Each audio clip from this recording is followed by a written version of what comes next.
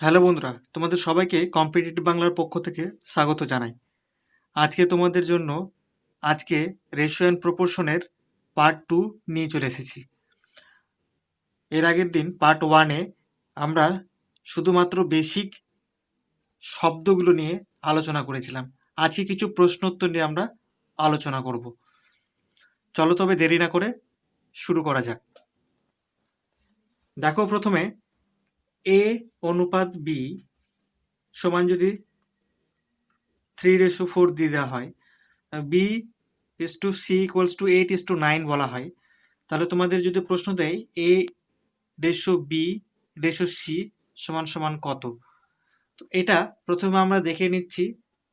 Shortcut ট্রিক্সটাতে একটু পরে আসছি, আগে আমরা একটু বিশ্লেষণভাবে দেখে নেই কি করে করব।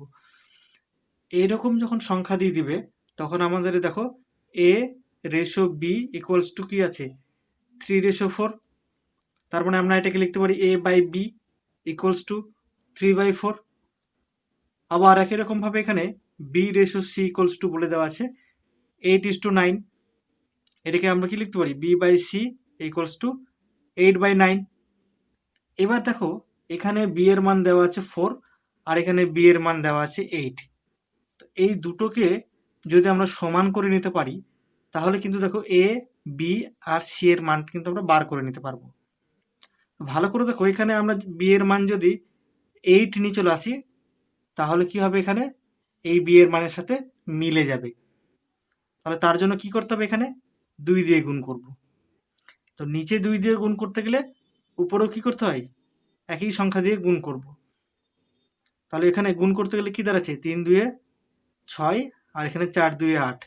তাহলে দেখো, এখানে A/B অর্থাৎ B এর মান 8 দাঁড়ালো, এখানেও কিন্তু B এর মান 8। এবার তোমাকে যদি বলা হয় যে এখানে A অনুপাত B অনুপাত C এর মান কত, তাহলে তোমরা এবার খুব সহজেই বলে দিতে পারবে A অনুপাত B অনুপাত C। তাহলে অর্থাৎ A এর মান পাচ্ছি 6, এর মান 6, B এর মান 8 আর C এর মান 9। তাহলে আমরা এটা লিখে দিতে পারি, A এর মান হচ্ছে 6, B এর মান হচ্ছে 8 আর C এর মান হচ্ছে 9। তো এইভাবে তুমি একটা পদ্ধতিতে করতে পারো। অর পদ্ধতিতে বলে দিচ্ছি, অথবা দিয়ে একটা পদ্ধতি তোমাদের বলে দিচ্ছি যে এই রাশিটিকেই আমি আরেকভাবে করতে পারি যে A/B = 3:4 এইভাবে লিখব। এর ঠিক নিচে B/C লিখব, যেটা বলা আছে 8:9।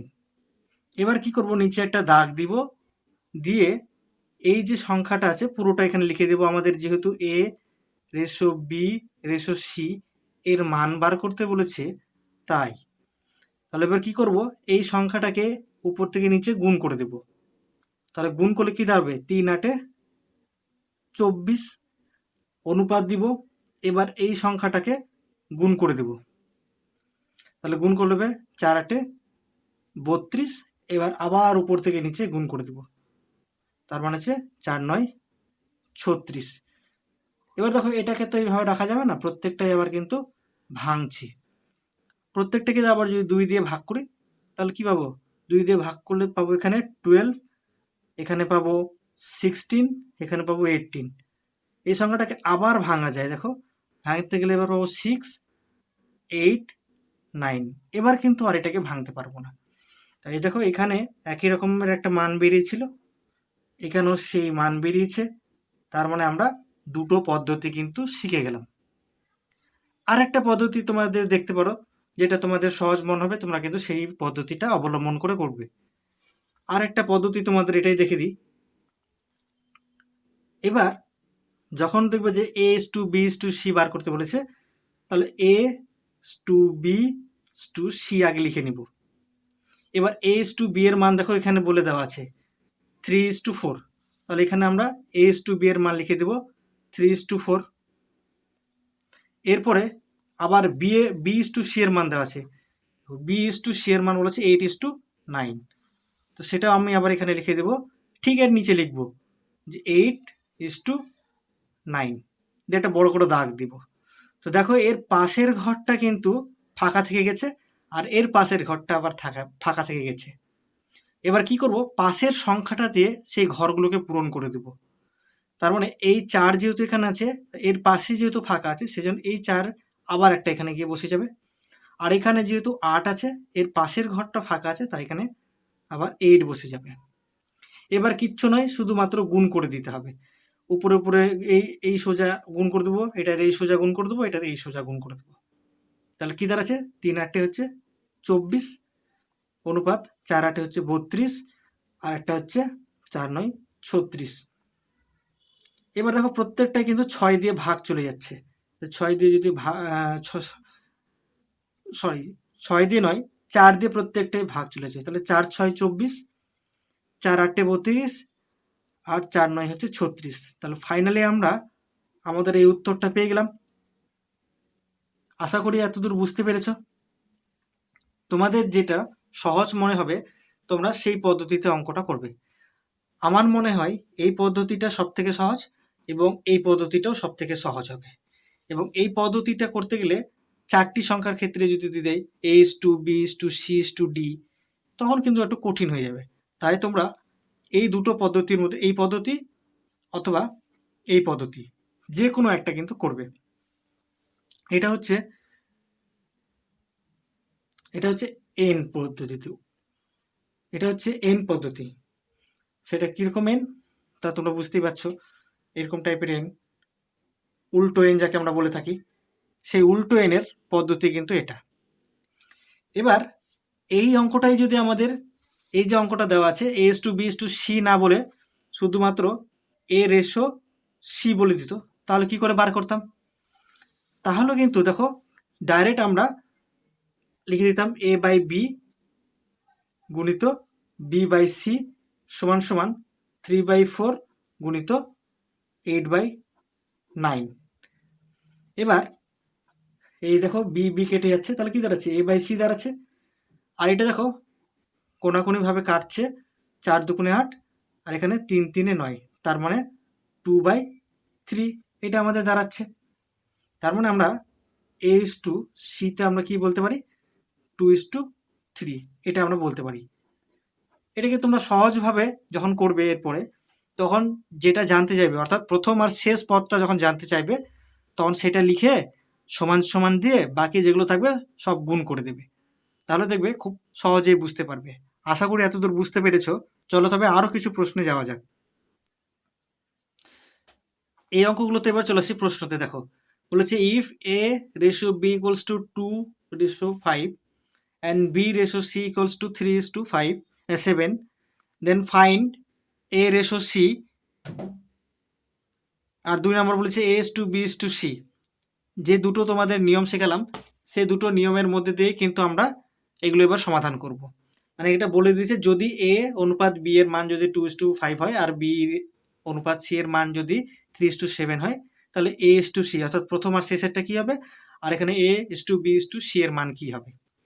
চলো তবে আমরা সমাধান করি। প্রথমে 1 নাম্বারটা, তো 1 নাম্বার যদি করতে যাই তাহলে আমি কি বললাম, প্রথমে যেটা বলেছে সেটাই উপর নিচে করে লিখে দিব, এবং এই যে মান বলে দিয়েছে সেটা কিন্তু পরপর গুণ আকারে লিখে দেবো। তার মানে 2/5 গুণিত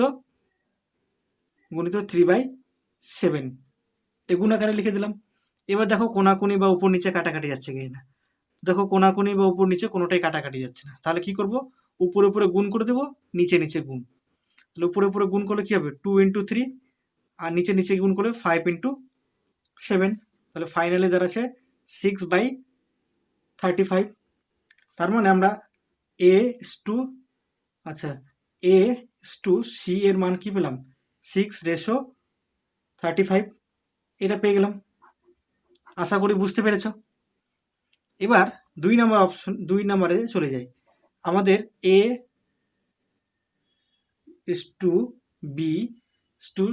জানতে চেয়েছে, তাহলে আমরা ডাইরেক্ট লিখে দেবো a:b:c। এবার এর নিচে এর মানগুলো লিখে দেবো। তাহলে এর মান কি কি বলেছে, তো মান a:b এর মান 2:5, তাহলে 2:5 বসিয়ে দেবো। আর পাশের ঘরে আবার কি বললাম, পাশের সংখ্যাটা বসিয়ে দেবো, আচ্ছা ওটা একটু পরে লিখছি। আর b:c এর মান বলেছে 3:7, তাহলে 3:7 বসিয়ে দেবো। এবার পাশাপাশি পাশের সংখ্যাগুলোকে বসিয়ে দেবো। এই ঘরটা যেহেতু ফাঁকা থেকে গেছে তাই পাশের সংখ্যাটা বসে যাবে এখানে, আর এই ঘরটা ফাঁকা থেকে যাওয়া এই পাশের সংখ্যাটা গিয়ে বসে যাবে। এবার কি করব, এবার গুণ করে দেব। গুণ করলে কি দাঁড়াবে, 3 2 হচ্ছে 6, 5 3 হচ্ছে 15, 5 7 হচ্ছে 35। তার মানে এটা আমাদের কি দাঁড়ালো, ফাইনাল আনসার A:B:C এর মান। তোমরা আর একটা পদ্ধতিতে এটা করতে পারো, আমরা এটা অর পদ্ধতিতে শিখে দিচ্ছি, যে এটা পদ্ধতিটা আমি কিছুক্ষণ আগে করলাম, যে A:B ইকুয়ালস টু 2:5, আবার B:C ইকুয়ালস টু 3:7, এটা আছে। তো আমাদের A:B:C, A:B:C যখন জানতে চাইবে তখন কি করব, প্রথমে এটা উপর নিচে গুণ করে দিব। গুণ করলে কি দাঁড়াবে, 3 2 6। এবার উল্টো এন যেহেতু কথা বলেছি, উল্টো এনে গুণ করব, 3 5 15, আর উপর থেকে নিচে আবার চলে আসলো, গুণ করব 5 7 35। তাহলে এটা হচ্ছে আমাদের ফাইনাল আনসার। দেখো এই আনসার আর এই আনসারটা একই আছে। আশা করি এবার এটা ভালো মতো বুঝতে পেরেছো। চলো এবার আর একটা প্রশ্নে যাওয়া যাক। বড় দেখে একটা প্রশ্ন দেখি। এবার একটু বড় দেখো, A:B:C:D, একটু বড় ধরনের দিয়ে দিয়েছে। এবার এর মান বার করে দেখাই। সহজ নিয়মটা আমরা করছি। আগে বলে দিয়েছে A:B:C:D, এটা লিখে নিলাম। এবার A:B এর মান বলে দিয়েছে 1:3, 1:3 এর নিচে বসিয়ে দিব। তারপরে B:C বলেছে 5:7, এখানে 5:7 বসিয়ে দিব। আর C:D বলেছে 9:8, এখানে 9:8 বসিয়ে দিলাম। এবার কিছু নেই, বড় করে একটা দাগ দিব। পাশের সংখ্যাগুলোকে যেহেতু ফাঁকা আছে তাই এই পাশের সংখ্যা গিয়ে বসে যাবে। তার মানে 3 এখানে একটা বসবে, এখানে একটা 3 বসবে। এখানে 7 আছে, পাশে গিয়ে 7 বসে যাবে। এর পাশে 5 আছে তাই এখানে 5 গিয়ে বসে যাবে। এখানে 9 আছে, তার পাশে দুটো কি বসবে, 9 বসবে। এবার কি করে দেব, প্রত্যেকটাকে লাইন সমান করে গুণ করে দেব। তাহলে 5 9 হচ্ছে 45, অনুপাত 5 3 15। দেখো এটা 5 9 45, 45 আর 3 গুণ করলে হচ্ছে 135। আর পাশেরটা দেখো, এটা হচ্ছে 3 7 21, 21 আর 9 গুণ করতে গেলে হচ্ছে 189। আর পাশেরটা হচ্ছে 3 7 21 আর 8 গুণ করতে গেলে হচ্ছে 168। ফাইনালি আমরা এই উত্তরটা পেলাম। কার মান এটা, এটা হচ্ছে A:B:C:D এর কিন্তু মান। মনে রাখবে এটা, এর মান হচ্ছে এটা। চলো এবার পরবর্তী প্রশ্নে যাই। দেখো লেখা আছে find the fourth proportional to 4 5 and 12। তার মানে ফোর্থ প্রপোর্শনাল মানে কি, চতুর্থ সমানুপাতি। চতুর্থ সমানুপাতি, চতুর্থ সমানুপাতি আমাদের কিন্তু এখানে বার করতে বলেছে এই তিনটে সংখ্যার। চতুর্থ সমানুপাতি বার করার সহজ নিয়মটা কি, দেখো প্রথমে আমরা লিখে নিব 4:5 প্রপোর্শনাল টু দিয়ে দিব 5 রেশো, সরি এখানে 4:5, এখানে দিয়ে দেবো আমরা 12:x। আচ্ছা এটা লেখাটা ভালো বোঝা যাচ্ছে না, আবার দেখো এটা ভালো বোঝা যাচ্ছে না, এখানে কেটে আবার এটা লিখছি যে 4:5 প্রপোর্শনাল টু 12:x। এক্স মানে কি, এক্স একটা চতুর্থ সমানুপাতি। ফোর্থ প্রপোর্শনালটা যেহেতু বার করছি 4 নাম্বার পদটা, তাই আমি 4 নম্বরে কিন্তু এক্স রাখবো। এবার কিছু নয়, অনুপাতের এটা একটু সাজিয়ে গুছিয়ে শুধু সমাধান করব, তাহলেই উত্তর বেরিয়ে যাবে। লিখব 4/5 ইকুয়ালস টু 12/x। এবার তোমরা খুব সহজেই কোনাকুনিভাবে গুণ করতে পারো, বা উপরে উপরে যদি কেটে যায় কেটে দিতে পারো। তো এখানে 4 3 12 এটা করতে পারো। তাহলে এক্স এর মান আমরা কি পাবো, 3 5 15। তাহলে আমাদের চতুর্থ সমানুপাতের উত্তরটা কি পেলাম, 15। তোমরা যদি বুঝতে না পারো তাহলে আমি আর একটু ভেঙে করে দিচ্ছি। এখানে দেখো এটা 4/5 ইকুয়ালস টু 12/x, এটা আমরা লিখতে পারি। এবার আমরা কি করব, কোনাকুনি গুণ করব। তাহলে কি দাঁড়াবে, 4x ইকুয়াল টু 12 × 5 এটা করতে পারি। এবার এক্সের সাথে 4 গুণ আকারে আছে, তাই আমরা এক্সের মান যেহেতু বার করব, 4 এই পাশে গেলে কি হয়ে যাবে ভাগ, তার মানে 12 × 5/4 এটা আমরা পাবো। এবার এই 4 দিয়ে এই 12টাকে কেটে যাবে, মানে এখানে পাবো 3, তাহলে এক্সের মান পাবো 3×5 = 15। আশা করি এবার তোমরা ভালো মতো বুঝতে পেরেছ। চলো এবার পরবর্তী প্রশ্নে যাওয়া যাক। এবার দেখো অঙ্কটাতে এখানে কিন্তু আমাদের থার্ড প্রপোর্শনাল জানতে চেয়েছে, মানে হচ্ছে তৃতীয় সমানুপাতি।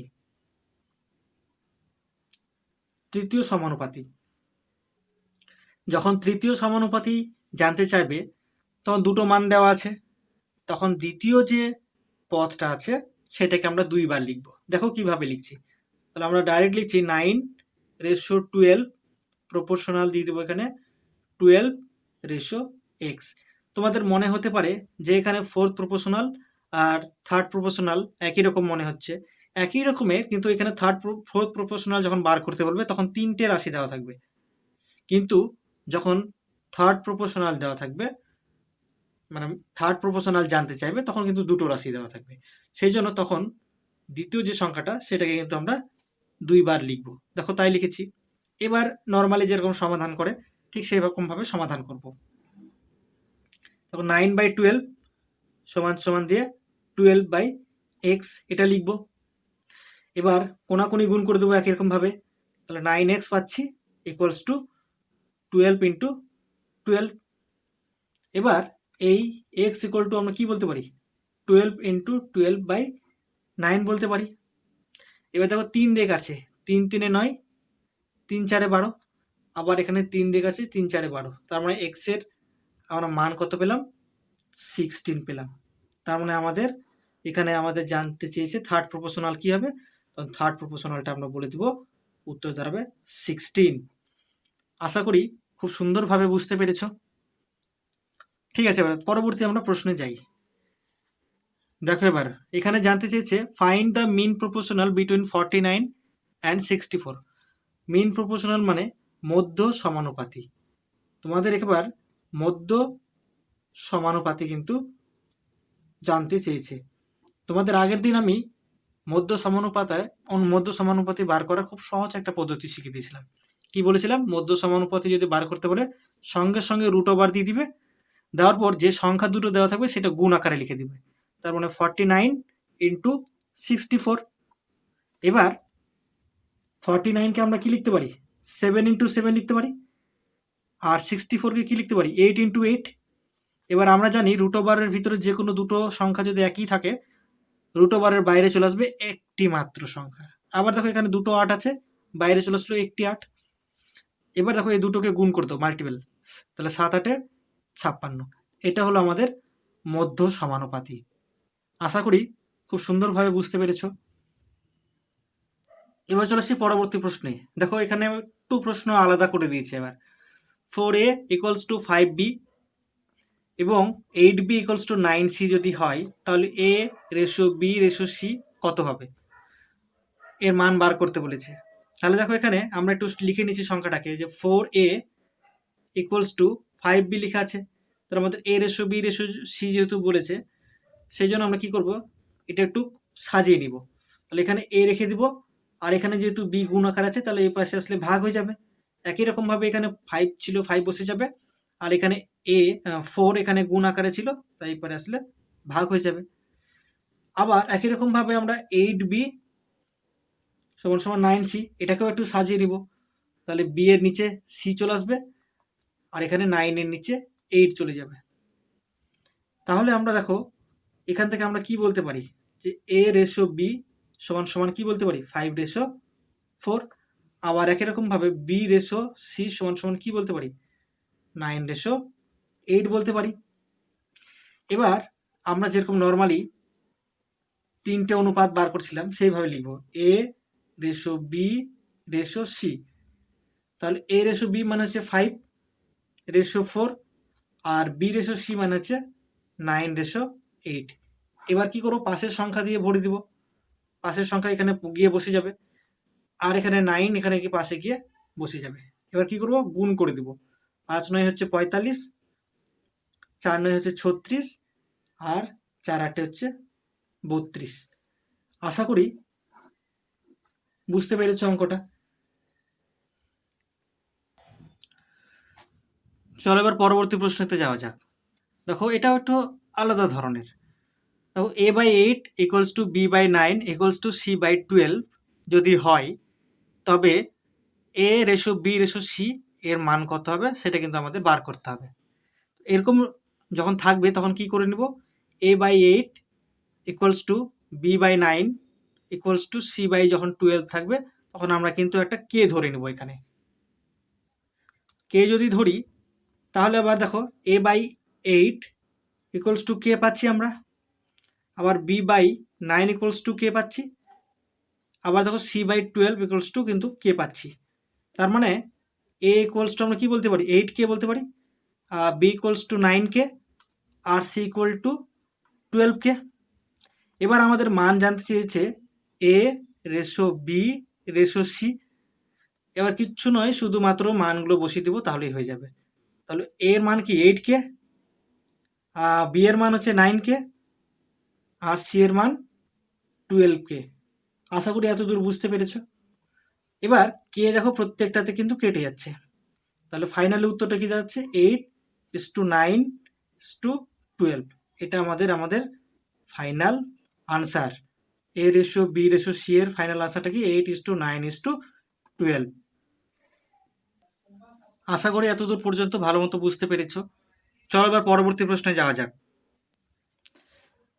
দেখো এবার প্রশ্নতে দেওয়া আছে 5x + 3y রেশিও দিয়ে 5x - 3y ইকুয়ালস টু 3:1 যদি হয়, তবে x/y এর মান কত হবে। এই সব অঙ্কগুলো খুব সহজ, শুধুমাত্র ক্যালকুলেশনের উপর বেস করেই তৈরি। তাহলে কি করব, প্রথমে যেহেতু রেশিও বলেছে আগে লিখে নিচ্ছি সংখ্যাটাকে। দেখো 5x + 3y অনুপাত দিয়ে দেওয়া আছে 5x - 3y সমান হচ্ছে 3:1। এবার এই সংখ্যাগুলোকে আমরা যেহেতু রেশিও দেওয়া আছে সেই জন্য বাই করেও লিখতে পারি উপরে, মানে অর্থাৎ 5x + 3y এর নিচে লিখতে পারি 5x - 3y সমান 3/1। এটা আবার লিখতে পারি। এবার সংখ্যাটাকে কোনাকুনি গুণ করে দেব। তাহলে কোনাকুনি গুণ করলে কি দাঁড়াচ্ছে, 5x + 3y সমান আবার এদিক দিয়ে গুণ করতে গেলে 5-এর সাথে গুণ করতে গেলে 15x - 9y। এবার এক্সটাকে এদিকে নিয়ে চলে আসবো। তো এক্স যদি এদিকে নিয়ে চলে আসি তাহলে 5x - 15x এটা দাঁড়াচ্ছে সমান দিয়ে দেবো, এখানে -9y আছে, আর এই +3yটা ওই পার চলে গেলে -3y দাঁড়াবে। এবার এখানে দেখো এখানে প্লাস আছে, কিছু নেই মানে প্লাস, এখানে মাইনাস, তাহলে ফাইনালি কি দাঁড়াবে মাইনাস। তার মানে 15x থেকে 5x বাদ দিতে গেলে দাঁড়াবে আমাদের 10x। এবার যেহেতু বড় সংখ্যা 15 তার সামনে মাইনাস চিহ্ন আছে, তাই এখানে মাইনাস বসবে। এবার পাশে দেখো এখানে সমান চিহ্নর পর দুটোই মাইনাস চিহ্ন আছে, তাহলে মাইনাসে মাইনাসে কি হয়ে যায় প্লাস। তারপরে 9 আর 3 যোগ করতে গেলে আমাদের 12y পাচ্ছি, আর যেহেতু বড় সংখ্যা 9 তার সামনে মাইনাস, তাই মাইনাস চিহ্নটা বসে যাবে। এবার দেখো আমরা এখানে এই মাইনাস মাইনাস কেটে দিচ্ছি। এবার এই এক্সটা আমরা এদিকে নিয়ে চলে আসছি, মানে এক্সটা এদিকে আছে, ওয়াইটাকে এদিকে নিয়ে চলে আসবো। তাহলে আমরা x/y এটা লিখতে পারি সমান কি বলতে পারি 12/10। কাটাকাটি যদি করি তাহলে দেখো এখানে 6 দুগুণে 12, 5 দুগুণে 10, তার মানে x/y ইকুয়ালস টু আমরা কি পাচ্ছি 6/5। এটা আমাদের উত্তর জানতে চেয়েছে, ফাইনালি আমরা কিন্তু তা বার করে দিলাম। আশা করি এতদূর পর্যন্ত তোমাদের খুব সুন্দরভাবে বুঝতে পেরেছো। চলো এবার পরবর্তী একটা প্রশ্নে যাই। এবার চলেছি এই অঙ্কটাতে। দেখো x/y ইকুয়ালস টু 5/3 দেওয়া আছে। এটা যদি হয় তাহলে 8x - 5y 8x + 5y এর মান কত হবে। তাহলে দেখো এখানে এরকম যদি সংখ্যা দেওয়া থাকে তখন সঙ্গে সঙ্গে আমরা x এর মান কি ধরে নিতে পারি 5, আর y এর মান আমরা কিন্তু 3 ধরে নিব। এখান থেকে বার করে নিলাম এটা, এখান থেকে আমরা কিন্তু এটা মান পেলাম। এবার এখানে গিয়ে আমরা কি শুধু এই মানগুলো বসাবো, আর কিচ্ছু না। তাহলে আমরা কি বসাতে পারি, দেখো 8 ইন্টু এক্স এর মান কত 5 মাইনাস 5 ইন্টু ওয়াই এর মান কত 3, এটা দিলাম। এবার যেহেতু রেশিও আছে তাই আমরা নিচে এটাকে লিখে দিতে পারি। দেখো আমি কিন্তু আর এই সংখ্যাটাকে লিখলাম না, আমি ডাইরেক্ট মান বসাচ্ছি। তাহলে 8x, 8 ইন্টু এক্স মান হচ্ছে 5 প্লাস 5 ইন্টু ওয়াই এর মান 3, এভাবে বার করছি। তার মানে আমরা কি পাবো, দেখো এখানে এটা তুমি এখানেও লিখতে পারো, কিন্তু কোনো অসুবিধা নেই।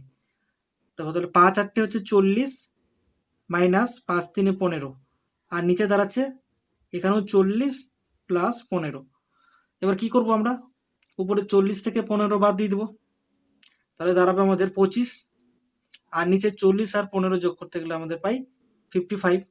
দেখো এটা 5 দিয়ে কেটে যাচ্ছে, 5 এ 5 25, 5 11 55, তার মানে 5/11 এটা আমাদের পেলাম। তার মানে আমরা এটাকে আবার যদি রেশিওতে লিখি তাহলে কি পাবো, 5:11। এটা কিন্তু আমাদের ফাইনাল আনসার। আশা করি এতদূর পর্যন্ত ভালো মতো বুঝতে পেরেছো। ভিডিওটি কেমন লাগলো তা অবশ্যই তোমরা কমেন্টের মাধ্যমে জানাবে। এছাড়াও লাইক, শেয়ার ও সাবস্ক্রাইব করবে। সবাইকে ধন্যবাদ।